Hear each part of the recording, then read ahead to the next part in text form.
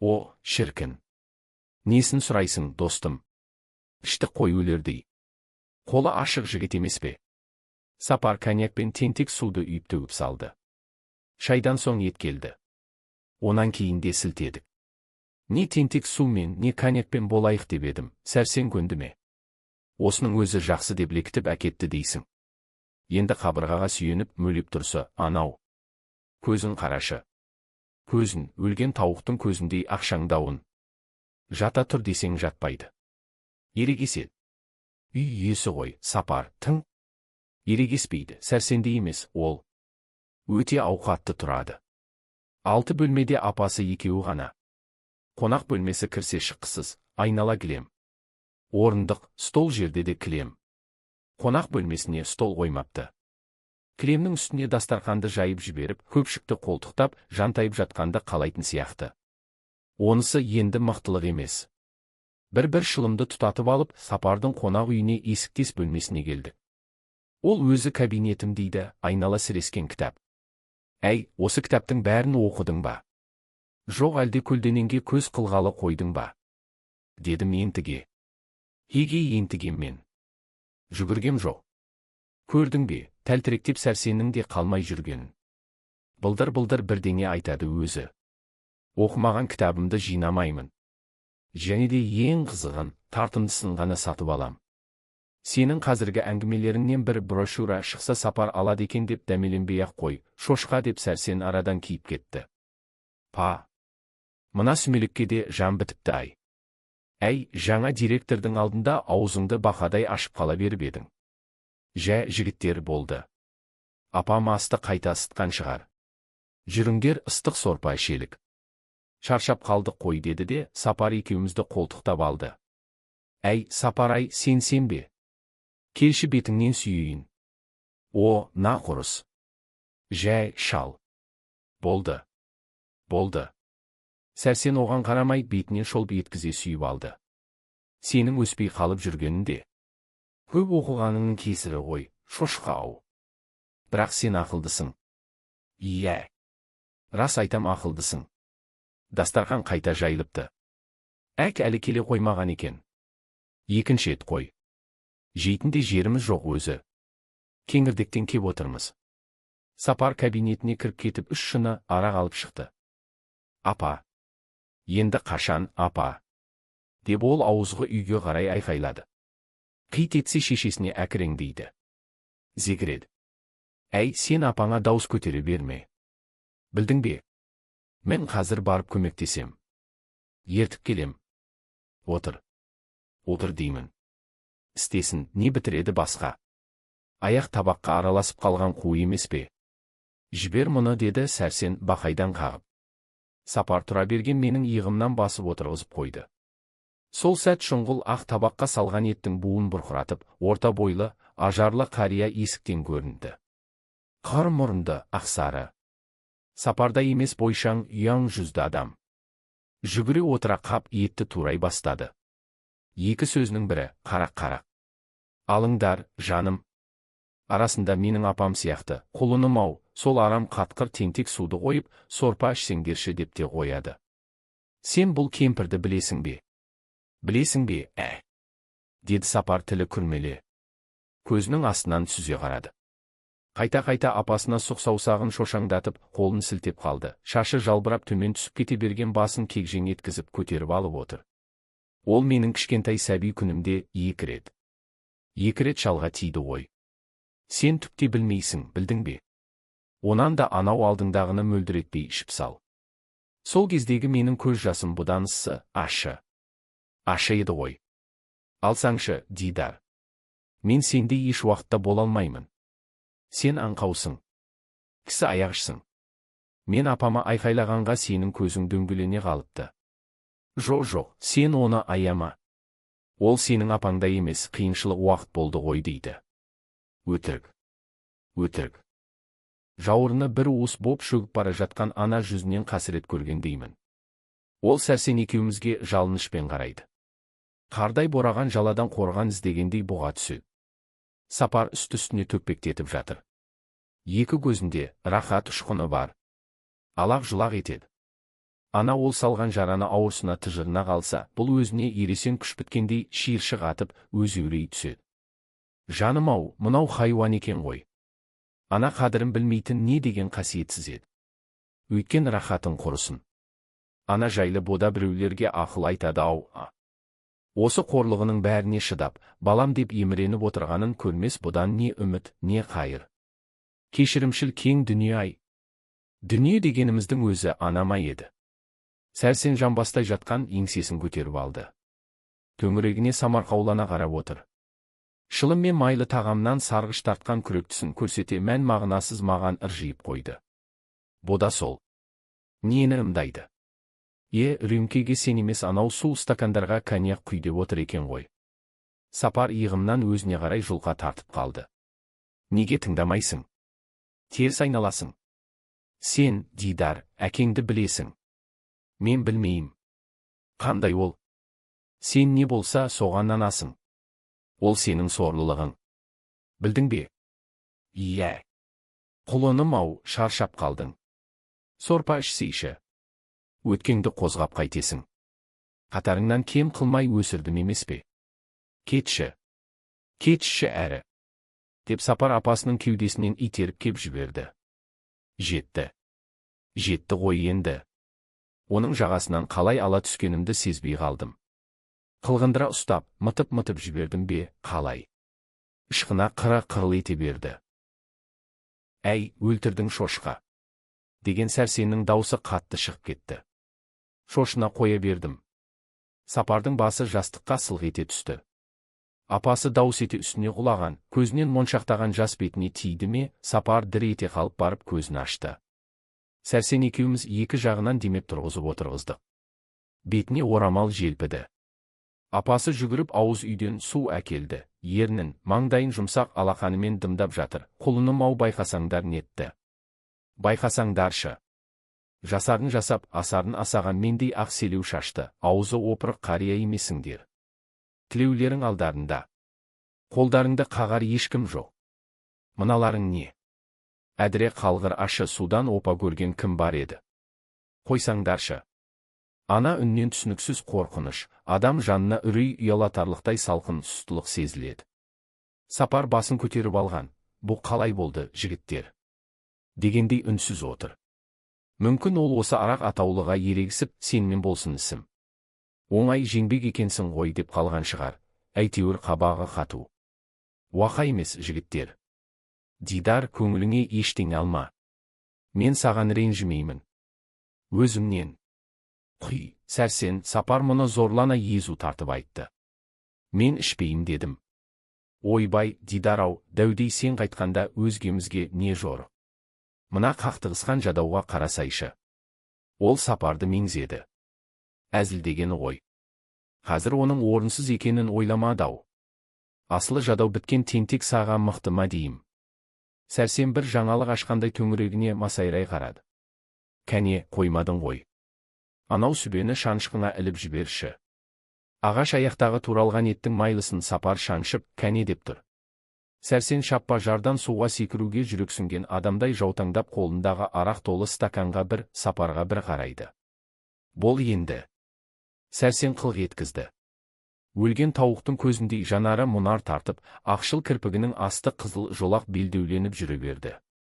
Сапар да одан қалса қойған жоқ. Аузына нәр салмай, әлгінде Сәрсеннің мықты дегенін малданып жұдырығын иіскеп отыр. Кімді алма? Бері өзінше ақылды. Ең ақымақ осы. Шығарай деп сөз тартып жақындай түстің бе, ал енді құтыла алмайсың. Ақыл айта жөнеледі. Құдайым басқа бермесін. Әрі берден кейін адам екеніңе шұбаланып, кеше ғана маймылдан жаралғандығыңа ден қоясың. Бұл несі, деді Сәрсен түк түсінбегенсіп. Адамбыз ғой. Сапар, сен жалпылама. Дәл айтшы маған. Неге бәріміз ақылдымыз? Өмірде солай болуға тиісте ғой. Ғылымда, әдебиетте, өнерде бір данышпанға қарап қалса дамымас еді. Рас, оған қосар үлес әр түрлі. Біреу мол қосса, екіншісі тарының түйіріндейін әкеледі. Космос ракеталары, атом кемесі дегеніміз миллион мидың жиынтығы емес пе? Мысалы бір сен ақылды екенсің делік. Не Сапар сондай? Біздің бәрімізсіз сен не бітірер ең айтшы. Дедім еліге. Енді түсіндің бе, Сәке? Әне, солай болады деп Сапар көтеріліп қалды. Дидар, палуан ғана емес. Жай. Қойдым. Мақтасаң пәлеге өстіп қаласың. Мақтай шошқаң. Шынымды айтсам маған әлі ақ дәнеңе қонып отырған жоқ. Сәрсен терең күрсініп қойды. Бас емес, қауақ шошқаң. Салқын су бар ма? Ханым кеуіп барады. Қой, Дидар, шыда. Қазір далаға шығамыз. Ауа жұтып сейілдеп қайтамыз. Солай емес пе, Сәке? Әне, дұрыс. Кәне, тағы да құйып жібере ғой. Қайтып кеп карта ойнаймыз. Салқын су ішіп баламысың? Бол енді, телміртпей адамды деп Сапар тағы да Сәрсенді қамшылап жіберді. Мен далаға тұра жөнелдім. Көше жап-жарық, қоңыр, салқын. Көңілді. Әр үйдің алдында қараңдаған біреулер көрінеді. Жүрегімнің ұйтқығаны басылғандай. Тынысым кәдімгідей кеңіп қалды. Көршілес үйдің алдындағы сәкіде түйенің жарты итіндей әйел жарыса шемішке шағып отыр. Еріндері сүйреңдеп бірінің құлағына бір ауыздарын тақап, жан-жағына алақ-жұлақ қарасып қалады. Үйден даурығыса Сәрсен мен Сапар да шықты. Әлі ерте екен ғой. Кино басталғанша қашан деп Сәрсен маған келіп сүйенді. Жүрегің қалай? Мінез көрсетіп тұрды. О, шошқай. Сен бар ғой, Дидар, былай істе. Саусағыңды көмелете аузына тығып жіберді, зорлана құс. Былай міне. Сәрсен лақылдата кеп құсып жіберді. Маған өзінің тәжірибесін іс жүзінде көрсеткені ғой. Туфа. Осылар итше ішпесе қайтеді екен. Сапар екеуміз жалт қарадық. Сәкіде отырған манағы әйелдер. Бізден сескенді ме білмеймін. Бір сәт тым-тырыс болса қалды да, ізінше аяқтарын ұшынан басып, үйлеріне қарай жылжи жөнелісті. Киноға кіргеніміз жоқ. Көп кідірмей қайттық. Бейтаныс жігіттермен тілге келісіп қалдық. Сәрсен қорқақтық істеді. Сапар кері тартты. Шолпан мен Дариға да сонда жүр екен. Физкультура институтын бітіріп келген жігіт Шолпанның болашақ күйеуі көрінеді. Ел жарықтық бекер айтпайды екен де. Тәйір-ай. Жел болмаса шөп басы қозғала ма? Мейлі ғой. Әңгіме онда да емес. Сонда кімде? Мені де қорламақ екенде. Жоқ. Дариға менің Сапар, Сәрсенмен бірге жүргенімді көріп қашқақтайды. Сүйім дегені өтірік болған.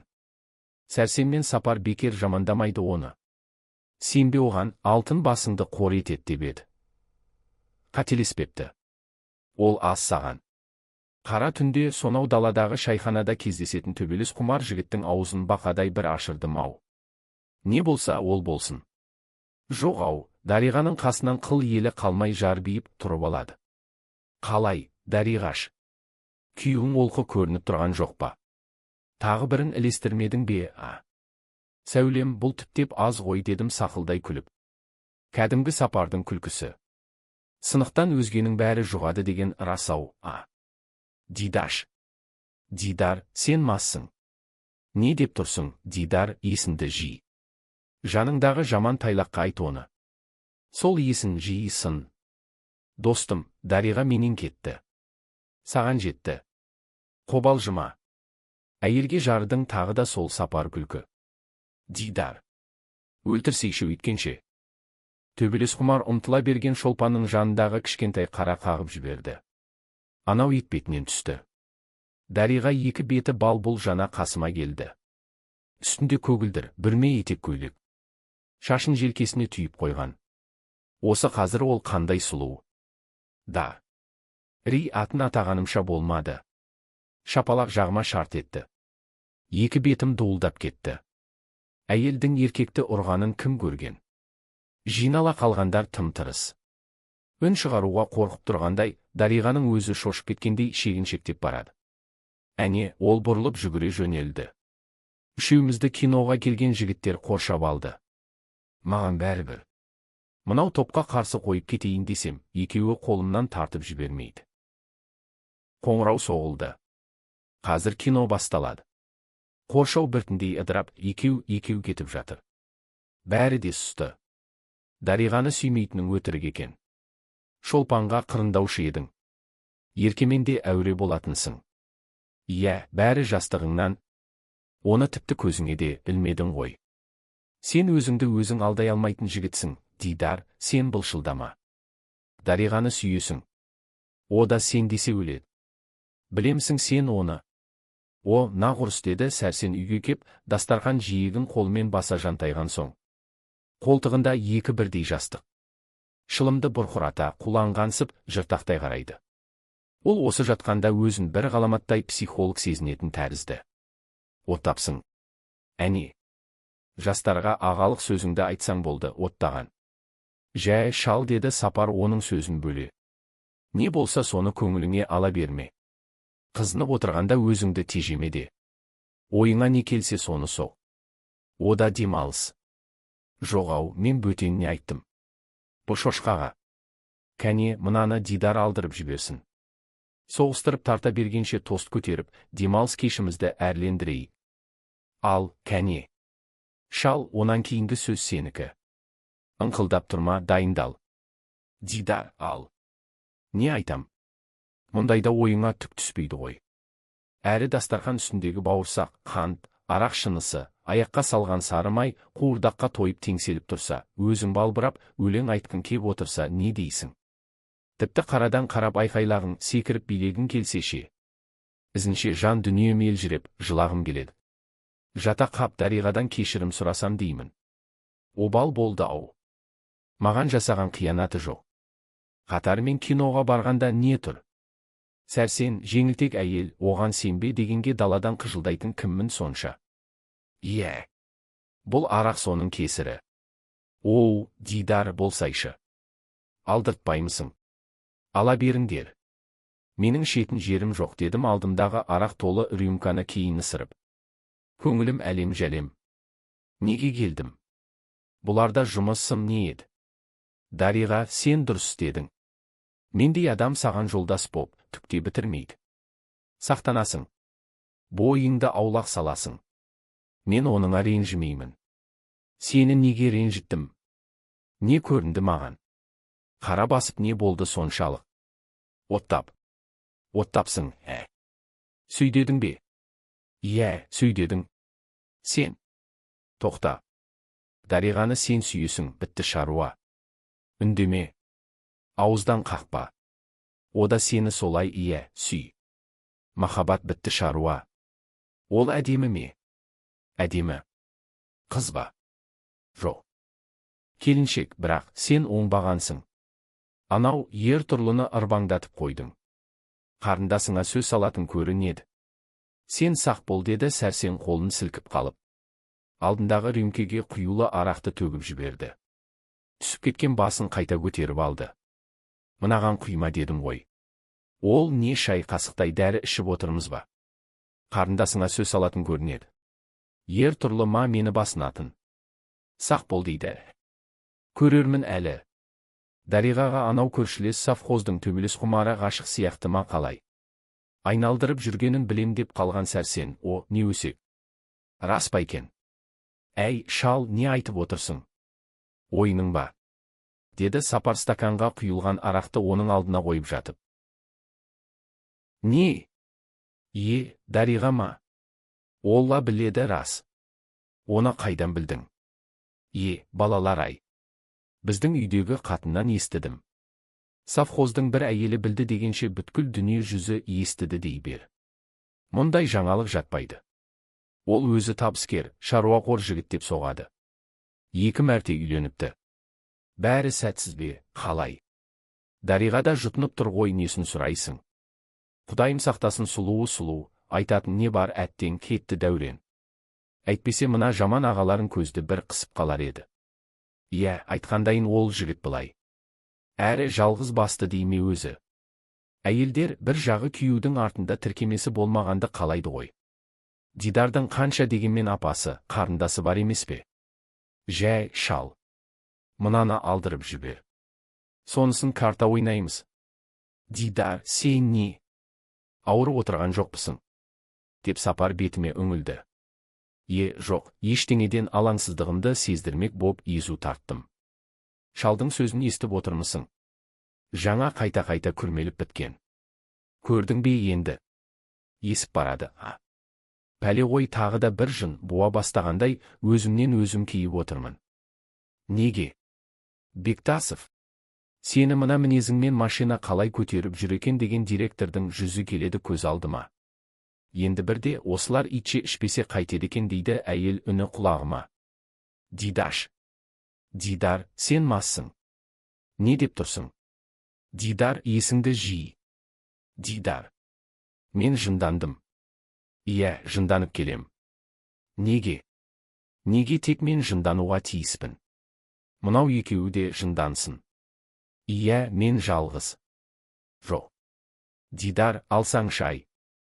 Ішпейім болдым, тыныштық беремісіңдер әлде жоқ па? Дедім булыға айқайлап. Қойды ойбай. Зорламаймыз, өзің біл. Кәне, кәке.